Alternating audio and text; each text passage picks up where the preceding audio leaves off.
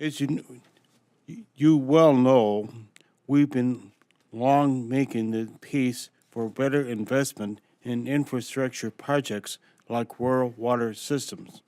While the budget request for rural water is much better this year than last, we're still losing ground to inflation on projects like Lewis and Clark.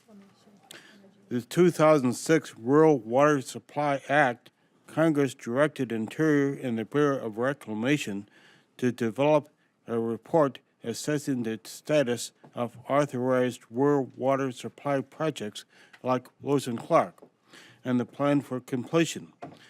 When can we expect to see this report, and what can you tell us about the long-term plans to complete these vital projects? Senator Johnson, first, thank you for your Herculean efforts on behalf of the people of South Dakota. And thank you for your support of the Land and Water Conservation Fund. And I think that the projects that you speak about are very huge economic generators for the state of South Dakota, from the Wind Caves National Park to Blood Run to the Dakota Grasslands. And as I travel around the country and I speak to both the business community and the conservation community, I often use those projects as great examples of how job creation and conservation go hand in hand. And certainly the Dakota Grasslands are the duck factory of the United States of America. 50% of the migratory birds go through that area, and it would be, frankly, 50 years from now, a major setback for conservation in our world if we're not able to join you in your leadership and your efforts in protecting the Dakota Grasslands. On rural water, it is a hugely important issue for us.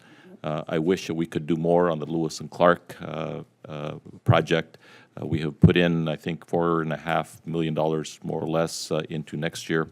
It obviously, we could put a lot more money in if we had the money. But again, Senator Johnson, this is one of those tough choices and painful budgets. And as I believe in the rural water supply arena alone, we could use probably 100 times the amount of money that is made available. And so we're having to make some really, really tough choices on where we put the money. South Dakota, Lewis and Clark, the multi-state project that it demonstrates, is a great example where we should have the money because the states, local water users, have already put up their share of the money for the project.